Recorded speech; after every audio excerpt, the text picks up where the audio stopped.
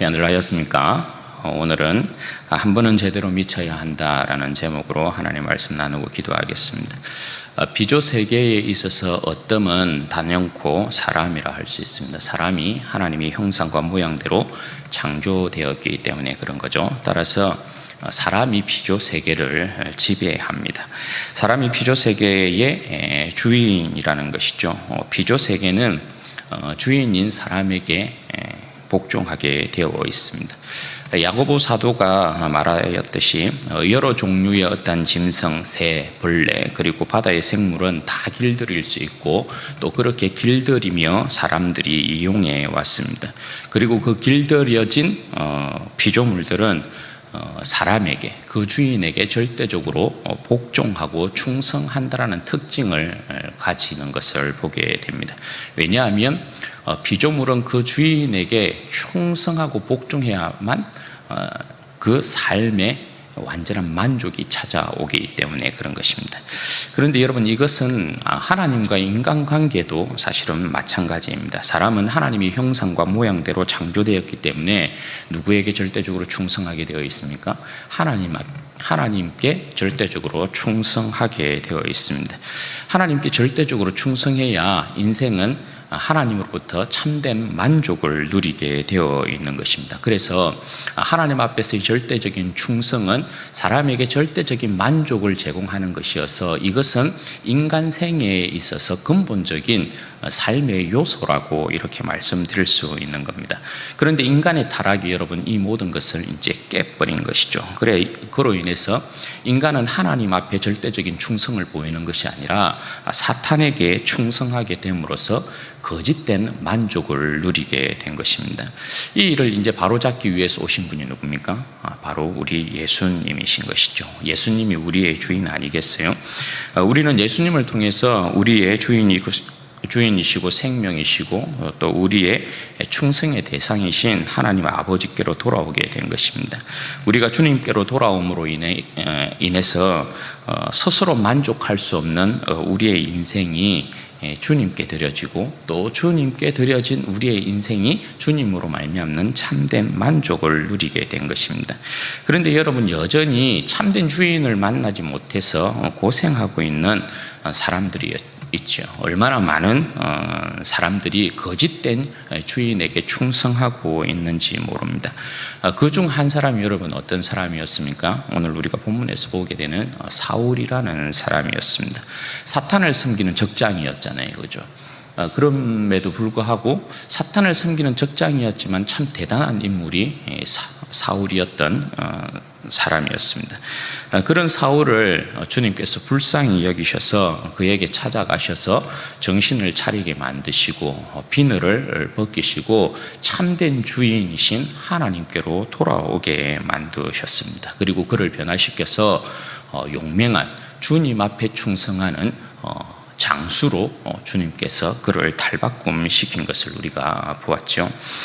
그 활약이 이제 오늘 본문부터 시작이 된다라고 할 수 있습니다. 오늘 본문에 보면 사울이 음식을 먹고 강건함을 얻어서 아나니아를 비롯한 다메섹에 있었던 제자들과 함께 며칠 동안 교제를 나누었다, 이렇게 기록하고 있습니다. 다메섹에 사는 아나니아를 비롯한 예수님의 그 제자들과 이제 사울이 교제했다라는 건 어떤 내용을 가지고 교제했겠습니까? 예수 그리스도의 사역과 인격에 대한 내용을 가지고 그들이 교제했겠죠. 성도들의 교제가 바로 거기에 있기 때문에 그런 것입니다. 그렇게 사울이 다메섹의 제자들과 교제하고 난 이후에 20절 말씀에 보면 여러분 어떻게 기록되어 있나요? 즉시로 각 회당에서 예수가 하나님의 아들이심을 전파했다, 이렇게 말씀합니다. 그러니까 사울이 아나니아를 비롯한 다메섹에 있었던 주님의 제자들과 함께 교제를 한 것은 이제 주님의 충성스러운 장수로서 그가 전열을 가다듬었던 그런 모습이라고 할 수 있습니다. 그것이 끝나고 난 뒤에 사울은 어떻게 합니까? 지체치 않고 즉시로 예수 그리스도를 하나님의 아들이라 정했다라는 것입니다. 즉시로라는 말이 아주 중요하죠. 이 모습은 무엇을 이야기하냐 하면 지금 예수님을 만난 이 사울은 그 심령 골수에 복음의 불이 붙어 있는 것입니다. 그러니까 예수 그리스도가 하나님의 아들이다라는 것을 외치지 아니하면 견딜 수가 없는 거예요. 그래서 적시로 회당으로 나아가서 예수는 하나님의 아들이다 이렇게 전파하기 시작했다라는 것입니다. 이제 그런 사울의 모습을 보고 사람들은 놀랄 수밖에 없는 거죠.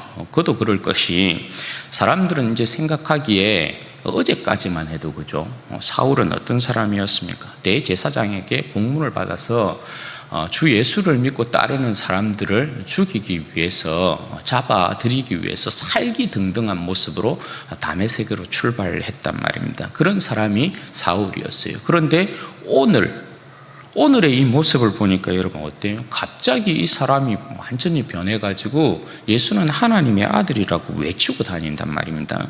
그러니까 그 사울을 아는 사람들은 여러분 어안이 벙벙할 수밖에 없는 거죠. 그 사람들이 볼 때는, 저들이 볼 때는 이 사도 바울이 미쳐도, 아니 이 사울이 미쳐도 단단히 미쳤다 이렇게 이제 생각할 수밖에 없는 그런 상황이 연출된 거예요. 그러니까 저들이 볼 때는 사울이 여러분 어떤 사람처럼 보이는 거예요? 그냥 미친 사람처럼 보이는 것입니다. 그런데 여러분 사울은 저들이 자신을 어떻게 생각하는 것이 중요하지 않습니다. 저들이 자신을 어떻게 생각하는가 거기에 전혀 상관이 없습니다. 왜냐하면 그는 이미 참된 주인을 만났기 때문이고, 그 참된 주인에게 자신의 생명을 아낌없이 던지고 있기 때문에 그런 것입니다. 22절 말씀해 보면, 그래서 사울이 더 힘을 얻어서 어떻게 해요? 예수를 그리스도라 정언했다 그렇게 말씀합니다. 그러니까 거기에 살고 있는 다메섹에 살고 있는 유대인들이 더없이 계속해서 당황하는 그런 모습을 보이고 있다 말씀하고 있습니다.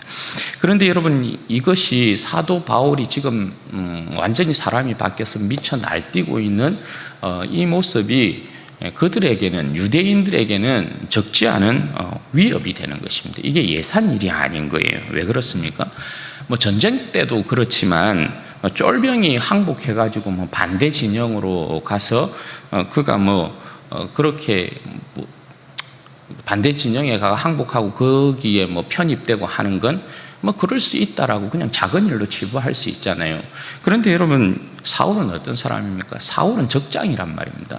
그들의 장수였어요. 그러니까 전쟁 중에 장수가 항복을 해서 아군에게 들어가고, 그래서 그 장수가 다시금 그들의 적이 되어 나타난다. 이건 사실 예산 일이 아닌 것이죠. 지금 사울의 모습이 딱 그와 같은 모습이라고 할 수 있는 것입니다. 다메섹에 사는 유대인들이 가만 보니까 사울이 돌아올 기미가 안 보이는 거죠. 그러니까 어떻게 합니까?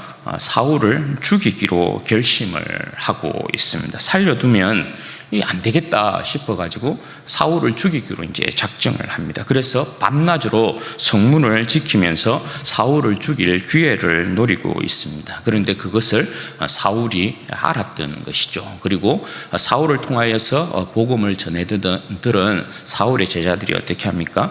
사울을 그 밤에 강주리를 가지고 달아내려서 피난을 시키고 있는, 탈출을 시키고 있는 그런 장면이 연출이 되고 있습니다.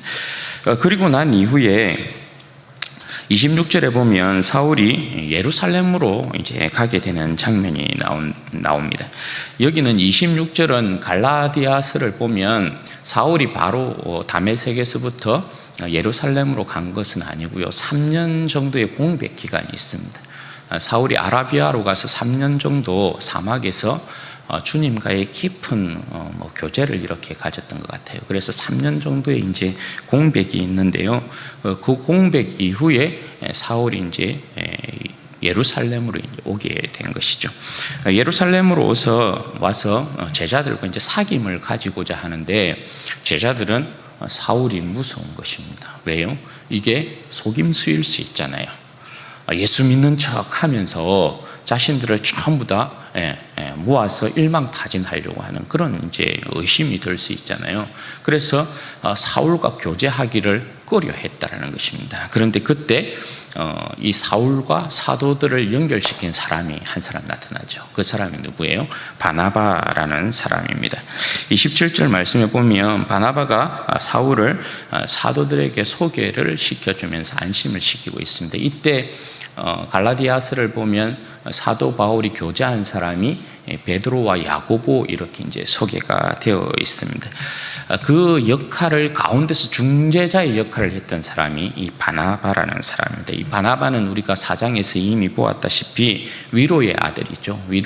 위로의 아들이면서 자신의 모든 재산을 다 팔아서 교회에 내어놓은 그런 사람입니다. 그러니까 주님과 교회에 있어서 굉장히 충성된 사람이 바로 바나바였는데, 그 바나바의 중재로 바나바가 사울을 데리고 사도들에게 어떻게 예수님을 만났는지에 대한 부분, 어떻게 예수 그리스도를 증거했는지에 대한 부분을 쭉 소개를 해주는 거죠. 그러니까 사도들이 그 말을 듣고 이제 안심하고 어떻게 해요? 사도들과 이제 교제를 나누고 함께 교회를 세우기 시작했다, 그렇게 말씀을 하고 있는 것입니다. 이제 사울의 본격적인 활약이 또 나타나게 되죠. 사울의 활약이 여러분 어떻습니까? 사도들과 교제하고 그가 또 힘을 얻으면서 사울의 활약이 굉장합니다. 왜냐하면 그침이 없어요. 사울의 모습을 보면 이 헬라파 유대인하고도 변론이 일어나게 되는데요, 헬라파 유대인에게 절대 밀리지 않았던 사람이 바로 사울이었다는 것입니다.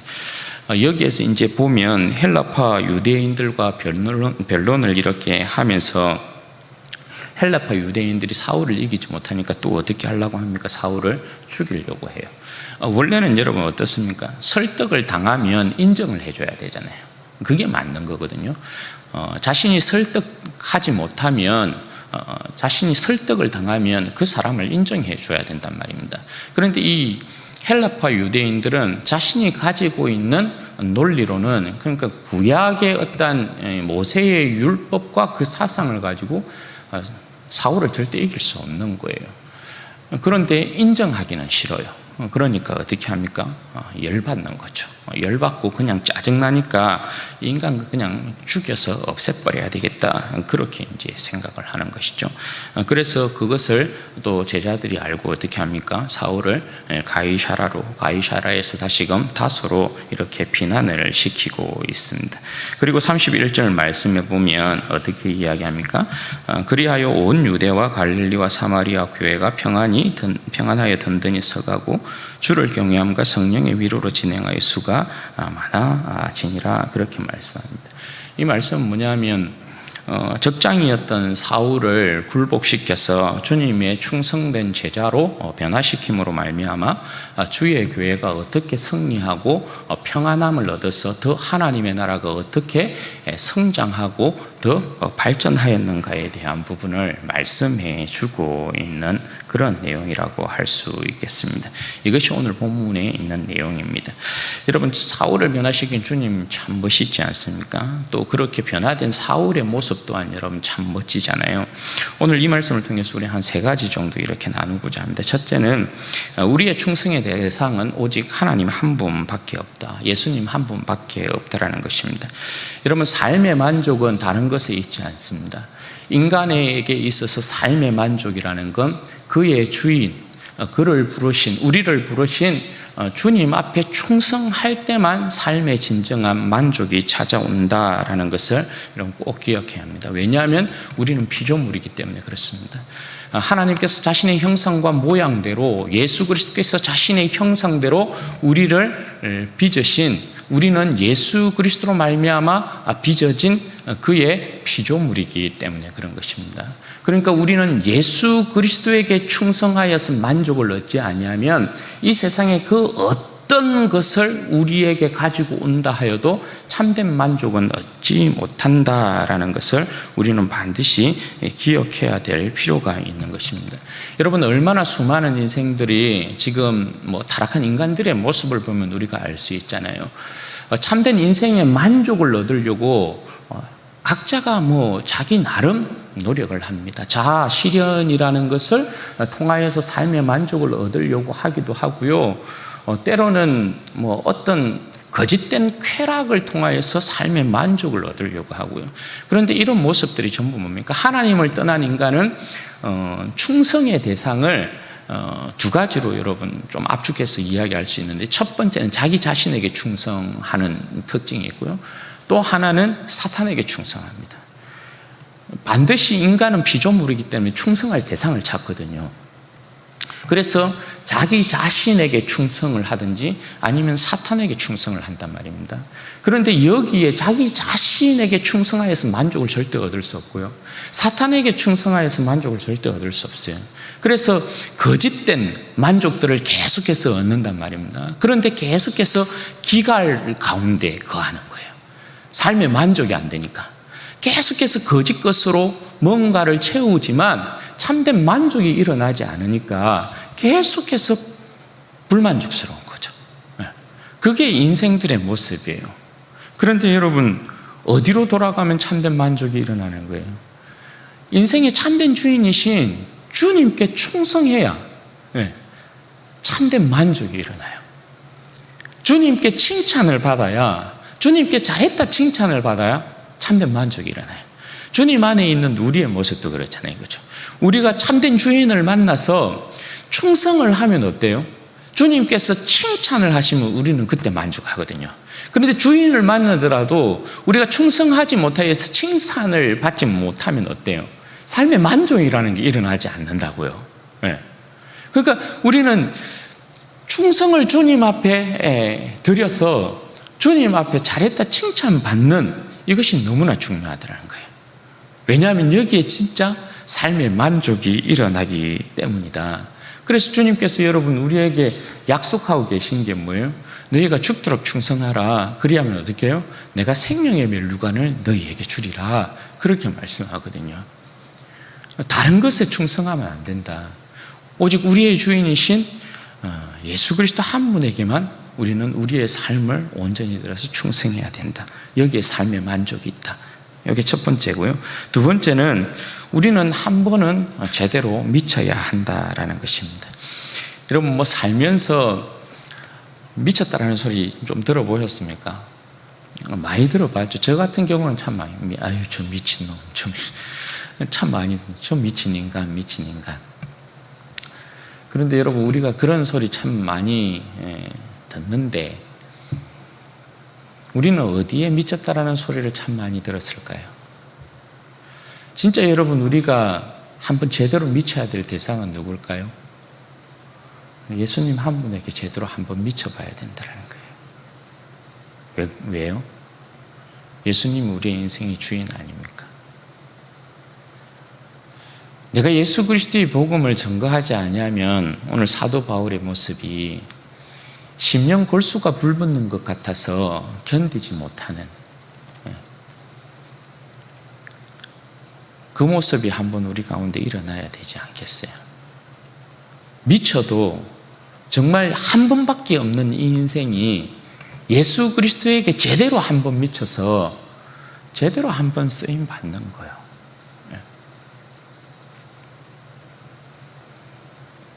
그걸 여러분 우리가 소망하며 살아야 된다는 거죠.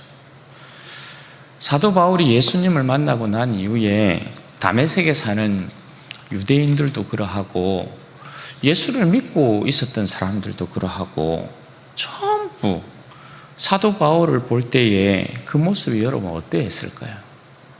사도 바울이 어제까지만 해도 살기등등 해가지고 예수 믿는 사람 죽이려고 했는데 유대인 회당에 찾아가서 예수 그리스도가 하나님의 아들이다, 예수 그리스도가 그리스도다, 예수가 그리스도다, 그 이야기를 했을 때 여러분 사람들이 어땠을까요? 저 완전히 미쳤다라고 생각했겠죠. 우리의 삶에 여러분 이 모습이 필요하다. 한 번밖에 없는 우리의 인생.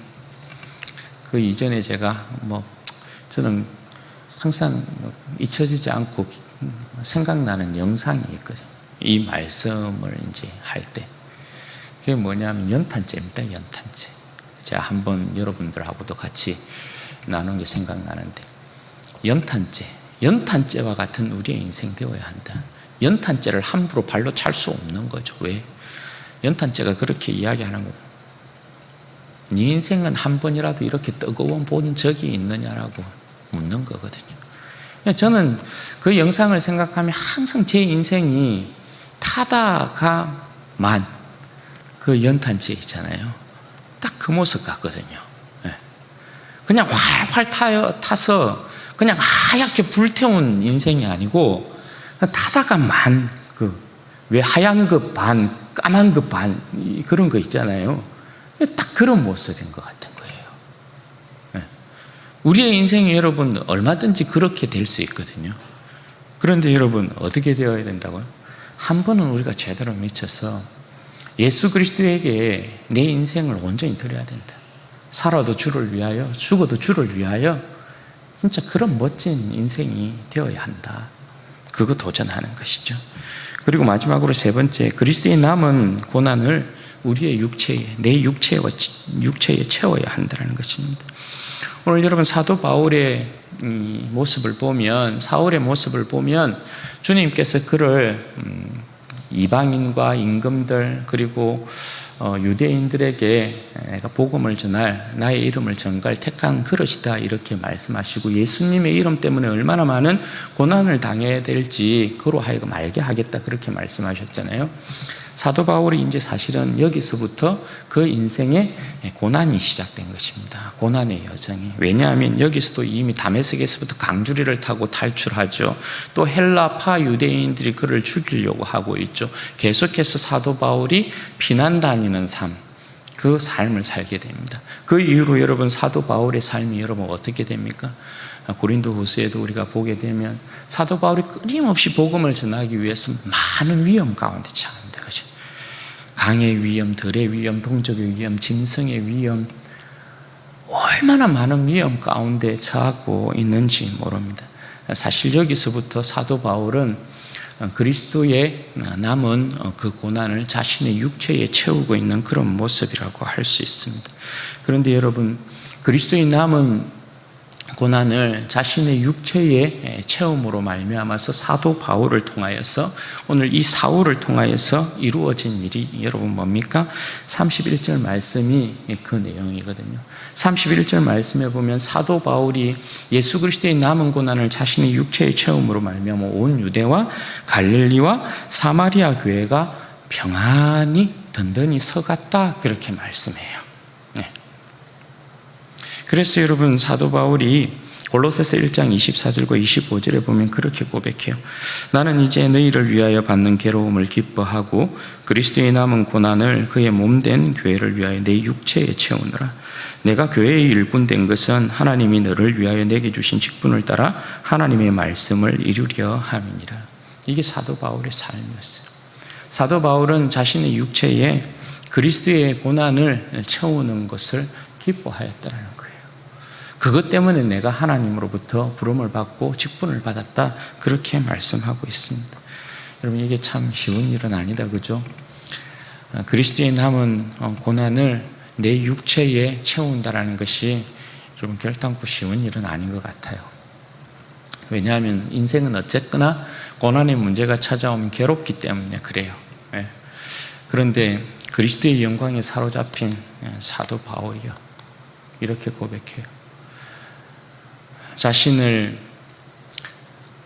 폭행하는 삶에서부터, 핍박하는 삶에서부터, 박해하는 삶에서부터, 포획자의 삶에서부터 구원하신 예수님의 십자가의 은혜에 감동한, 거기에 사로잡힌, 거기에 포로가 된 사도 바울은 그리스도의 남은 고난을 자신의 육체에 채우기를 기뻐했다는 거예요.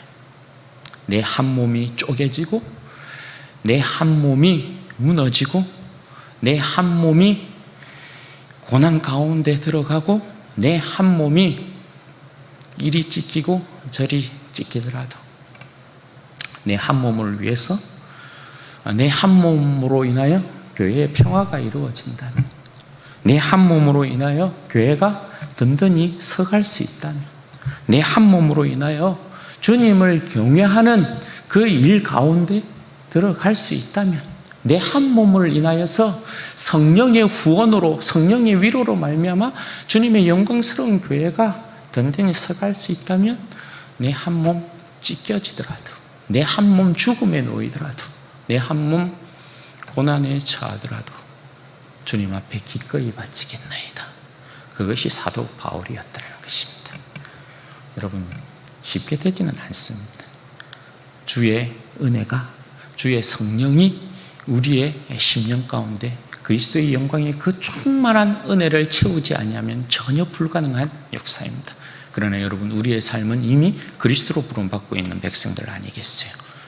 바라기는 우리 모든 성도들이 그리스도의 남은 고난을 자신의 육체에 채우기를 기뻐함으로 그리스도의 영광스러운 교회, 하나님의 나라를 세워감에 있어서 아름답게 쓰임받는 그런 복된 백성들 되기를 주님의 이름으로 축원드립니다.